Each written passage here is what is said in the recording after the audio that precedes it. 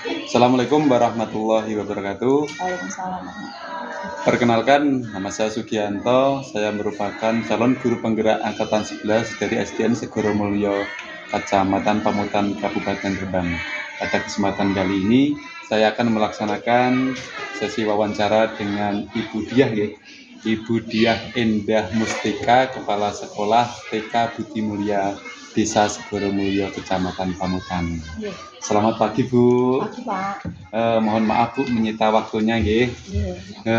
Pada kesempatan kali ini saya akan melaksanakan wawancara sebagai tugas saya dari guru penggerak Bu angkatan 11, di mana saya harus melaksanakan wawancara terkait kasus-kasus yang terjadi di sekolahan panjenengan. Yang pertama, Bu, selama panjenengan menjadi kepala sekolah, kasus apa yang pernah terjadi di sekolah ini?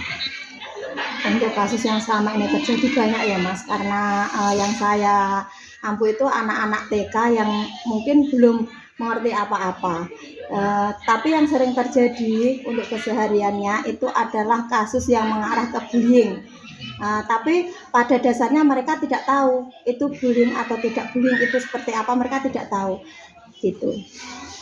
Oh, gitu, berarti ada kasus contohnya bullying, tetapi anak-anak itu belum paham Bu, bullying itu apa gitu. Iya. Ya. Terus gini Bu, selama ini bagaimana panjenengan mengidentifikasi kasus-kasus tersebut Bu? Misalnya yang merupakan dilema etika atau bujukan moral Bu? Iya.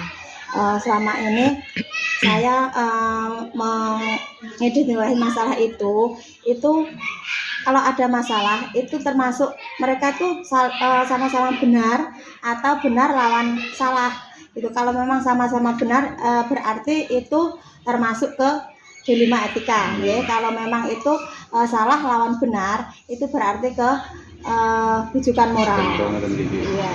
Terus selama ini tuh bagaimana panjenengan menjalankan pengambilan keputusan di sekolah panjenengan Bu, terutama ketika terjadi kasus-kasus di mana kasus tersebut itu sama-sama dianggap benar atau mengandung nilai kebajikan, itu bagaimana panjenengan caranya mengidentifikasinya? Kalau di tingkat sekolah taman kanak-kanak itu memang agak sulit, Pak. Karena pada dasarnya yang kita hadapi itu anak-anak yang mungkin pemahamannya belum minim ya, masih minim. Jadi untuk memberikan pemahaman yang memang pada saat itu masalahnya kan benar, sama-sama benar. Harus memberikan pemahaman dulu ke mereka kalau memang ini memang benar ya harus dikatakan benar, tapi jangan dengan menggunakan bullying seperti itu. Jadi kalau yang saya tangkap disesuaikan dengan karakteristik mereka yang tentunya. Terus langkah-langkah atau prosedur panjenengan yang selama ini panjenengan lakukan dalam mengambil keputusan itu bagaimana Bu? Mengidentifikasi dulu masalah tersebut, ingatkan ya. Itu masalah itu individu lawan kelompok ataukah terus ada rasa keadilan dan atau rasa kasihan, kemudian kebenaran atau lawan kebajikan, terus kemudian itu mereka lawan siapa saja, mesti yang terlibat dalam masalah itu siapa saja, harus diidentifikasi dulu masalah tersebut baru bisa mengambil keputusannya. Berarti yang saya tangkap berarti dicari pihak-pihak terkait dulu gitu Bu yang terlibat dalam masalah tersebut. Terus hal-hal apa saja Bu yang selama ini panjenengan anggap efektif dalam pengambilan keputusan pada kasus-kasus dilema etika seperti yang panjenengan sampaikan tadi? Menurut saya itu harus mengadakan komunikasi dua arah, Mas, antara yang dari pihak sekolah juga dari pihak orang tua juga, karena kita kan awalnya anak-anak. Kalau memang anak-anak diberi pemahamannya agak sulit, mereka belum bisa menerima, kita harus memberikan pemahaman kepada orang tuanya juga. Jadi kita harus mengadakan komunikasi dua arah sehingga nanti kita bisa mengambil keputusannya yang terbaik, tidak berat sebelah seperti itu. Jadi yang saya tangkap menurut panjenengan itu berarti yang terpenting komunikasi Bu. Iya, komunikasi. Terus ini Bu, hal apa saja yang selama ini merupakan menjadi tantangan panjenengan dalam pengambilan keputusan khususnya pada kasus-kasus semacam dilema etika itu, Bu? Tantangannya itu nanti itu tadi Pak, orang tua kita kan harus mengambil keputusan yang benar, ini keputusan benar-benar bijak, bisa ibaratnya tengah-tengah, tidak berat sebelah, tidak saling menguntungkan pihak satu atau pihak yang lain. Kemudian dari orang tua atau dari pihak kedua itu bisa menerima keputusan yang kita ambil gitu. Berarti yang saya tangkap jadi bermanfaat untuk semua orang ya, gitu ya. Melibatkan guru juga, melibatkan anak dan melibatkan orang tua saling berkomunikasi mengambil keputusan yang tepat itu. Tidak ada yang dirugikan ya. Terus gini Bu, dalam penyelesaian kasus apakah panjenengan punya jadwal tertentu dalam penyelesaiannya, ataukah panjenengan selesaikan di tempat atau bagaimana Bu? Kalau selama ini saya selesaikan di tempat Pak. Tapi kalau misal terus kan kalau TK itu ada istilahnya parenting. Nah, jadi kalau di ajang parenting tersebut kita juga mengadakan komunikasi atau tanya jawab atau masukan dari wali murid, baik itu untuk pembelajaran anak-anak, untuk kemajuan anak-anak atau apapun yang termasuk dalam pembelajaran itu untuk perkembangan anak. Berarti yang saya tangkap sesegera mungkin diselesaikan sesegera gitu. Mungkin diselesaikan. Tetapi tetap berpihak pada peserta didik, ya. Terus apakah seseorang atau faktor-faktor yang selama ini mempermudah panjenengan dalam membantu dalam pengambilan keputusan itu? Pihak yang mempermudah yaitu tadi guru juga ikut berperan, orang tua juga ikut berperan. Di sini juga ada komite juga yang selalu ibarat kita kesulitan kita bisa meminta nasihat, seperti itu Pak. Meminta masukan. Jadi sing membantu panjenengan semua pihak-pihak terkait itu Bu ya, mulai dari gurunya panjenengan, orang tua, murid. Ada pihak lain yang dilibatkan Bu, misalnya mungkin pihak dari desa atau pihak begini. Di sini kan ada komite juga, ada Bapak Kepala Desa karena TK kan juga masih naungan desa. Ada Bunda PAUD desa yaitu Bindi. Jadi kita kalau misal ada masalah yang tidak bisa diatasi di dalam sekolahan antara guru dan kepala sekolah serta wali murid, kita minta masukan ke desa seperti itu karena TK masih dalam naungan desa. Berarti banyak pihak yang terkait gitu ya. Terus ini yang terakhir Bu, dari semua hal yang panjenengan sampaikan tadi, pembelajaran apa yang sakit panjenengan ambil atau panjenengan petik dalam mengambil keputusan dilema etika Bu? Dalam mengambil sebuah keputusan untuk mengatasi sebuah masalah, kita harus jangan langsung mengambil keputusan secara sepihak. Kita harus melibatkan juga, mengidentifikasi masalah tersebut. Terus dalam keputusannya kita harus benar-benar mengambil keputusan yang terbaik antara dua belah pihak sehingga tidak ada masalah di kemudian harinya. Terima kasih Bu atas semua jawaban dari panjenengan. Semoga bermanfaat bagi saya pribadi dalam kedepannya ketika besok saya menjadi pemimpin sebuah satuan pendidikan dalam mengambil keputusan. Mohon maaf Bu ya atas waktunya dan terima kasih semuanya atas bantuannya. Monggo Bu. Terima kasih. Assalamualaikum warahmatullahi wabarakatuh. Waalaikumsalam warahmatullahi wabarakatuh.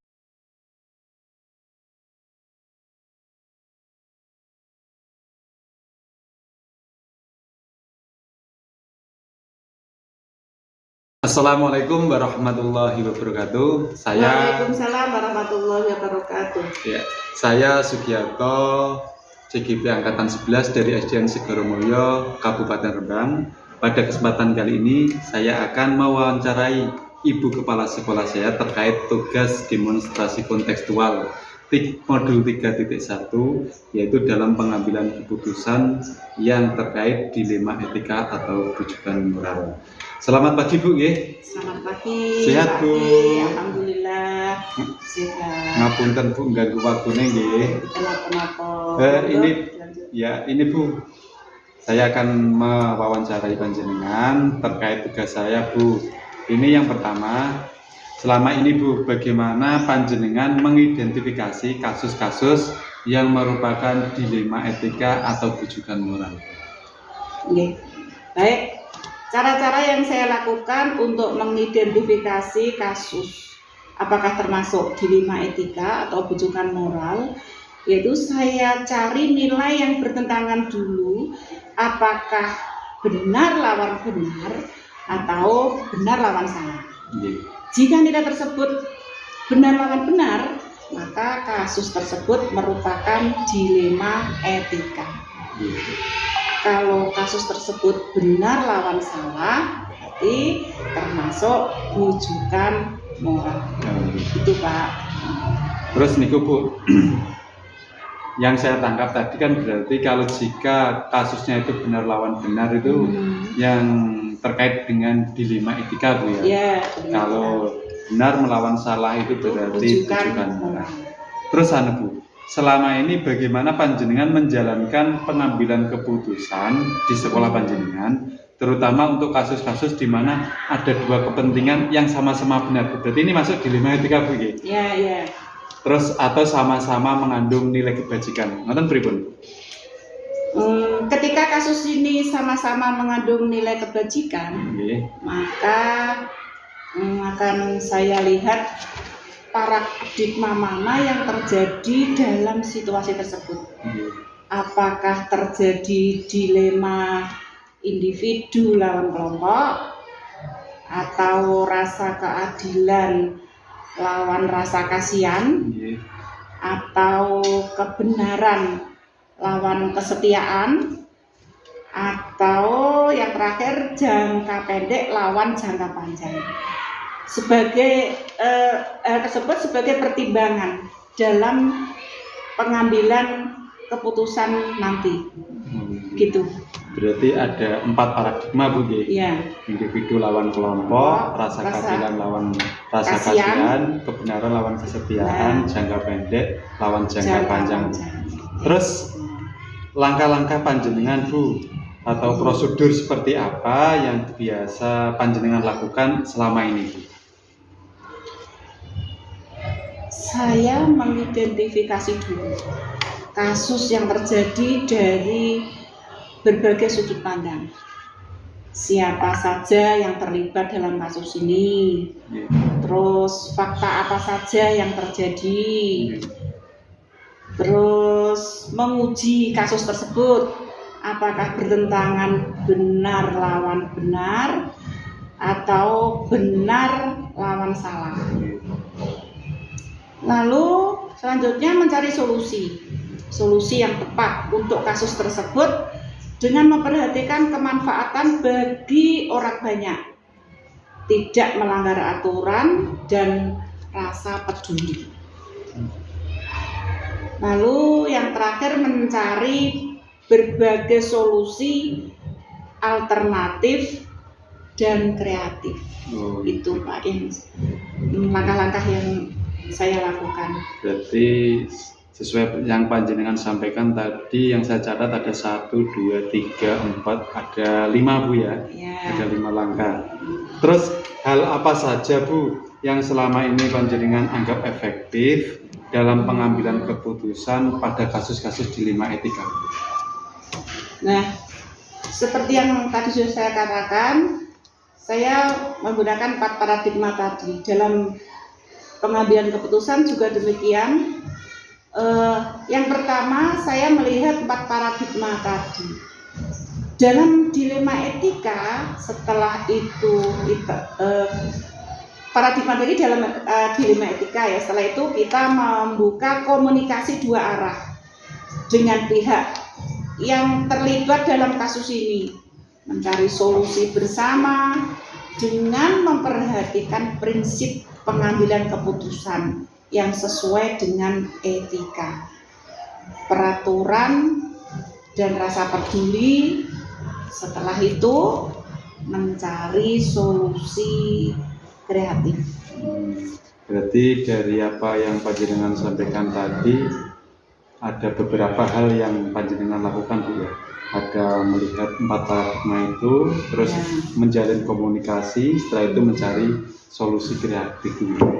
Terus hal apa saja Bu yang selama ini merupakan tantangan panjenengan dalam pengambilan keputusan pada kasus-kasus khususnya yang untuk kasus dilema etika? Nah, tantangannya itu dalam mengambil keputusan itu harus yang bisa diterima oleh semua pihak. Jadi tidak ada pihak yang dirugikan ataupun hanya menguntungkan salah satu pihak. Seharusnya harus sesuai dengan nilai kebajikan universal. Jadi kebajikan untuk kedua belah pihak. Berarti intinya tidak berat sebelah gitu Ya. Oke. Terus apakah Anda memiliki sebuah jadwal tertentu Bu dalam penyelesaian kasus dilema etika, atau apakah Anda langsung menyelesaikan di tempat atau memiliki sebuah jadwal khusus untuk menyelesaikan, dan bentuk prosedurnya kira-kira itu seperti apa Bu? Selama ini saya belum menjadwalkan, istilahnya belum ada jadwal khusus untuk menyelesaikan kasus-kasus ini Pak. Yang saya lakukan itu kondisional terhadap kasus yang terjadi. Dan ketika terjadi kasus, saya tidak akan menunda-nunda dalam penyelesaiannya. Karena nanti kalau ditunda-tunda akan menjadi tadi penyelesaiannya tidak bisa tapi kreatif tadi ya Pak. Tidak. Solusinya itu loh tidak nanti tidak sesuai yang kita harapkan. Jadi, kalau ada kasus saya selesaikan karena menunda-nunda, jadi tidak ada jadwal khusus. Berarti yang sesuai yang saya tangkap belum ada waktu khusus, hanya saja ketika kasus segera diselesaikan gitu Bu. Ya, gitu Pak. Terus ini Bu, adakah seseorang atau faktor-faktor apa yang selama ini mempermudah dan membantu panjenengan dalam pengambilan keputusan khususnya dalam kasus dilema etika? Alhamdulillah di sekolah saya itu Bapak Ibu guru sangat proaktif dan terbuka ketika terjadi permasalahan di sekolah. Karena saya menerapkan tipe kepemimpinan demokratis Pak. Jadi segala permasalahan itu kita selesaikan terbuka, menerima saran dari berbagai pihak, ya. Jadi tidak serta-merta saya itu sebagai satu-satunya pengambil keputusan. Jadi begitu. Dan Bapak Ibu guru di sini itu sangat antusias ketika diajak berkoordinasi, bermusyawarah dalam penyelesaian kasus. Kan panjenengan sendiri Pak Ki juga masuk dalam komunitas kita ya, itu yang saya jalankan Pak itu. Intinya kalau menurut yang saya tangkap tidak ada yang dominan gitu Ya, Bu. ya. Berarti semua dilakukan dengan jalan musyawarah gitu. Terus ini Bu yang terakhir Bu, dari semua hal yang telah panjenengan sampaikan, pembelajaran apa yang dapat panjenengan petik atau pengalaman panjenengan dalam mengambil keputusan dilema etika ini? Gini Pak, dalam mengambil keputusan itu hendaknya jangan gegabah, ya, jangan terlalu tergesa-gesa, terburu-buru, gegabah, sehingga dalam mengambil keputusan kita harus dapat melihat sebuah kasus itu dari berbagai sudut pandang dan terbuka untuk menjalin komunikasi dua arah dengan pihak yang terkait dengan kasus tersebut, sehingga penyelesaiannya itu bisa tepat dan dapat diterima oleh semua pihak, tidak menguntungkan dan merugikan salah satu pihak, dan sesuai dengan aturan serta nilai-nilai kebijakan. Terima kasih Bu. Maaf, nilai-nilai kebajikan, maaf ya. Terima kasih Bu, Yes. sangat bagus sekali apa yang panjenengan sampaikan kepada saya. Semoga memberikan manfaat kepada saya pada khususnya dan sekolah ini pada umumnya Bu, dalam kita kedepannya nanti supaya bisa mengambil keputusan dalam setiap kasus lebih bijak lagi dan sesuai dengan nilai-nilai kebajikan. Amin, amin. Sebagai orang tua, saya hanya bisa mendoakan, mendukung, mensupport tugas-tugas panjenengan untuk demi suksesnya Pak Ki dalam mengikuti pembelajaran gitu ya Pak, guru penggerak ini. Terima kasih Bu. Selamat menjalankan tugas yang lain. Mohon maaf telah mengganggu waktunya. Terima kasih.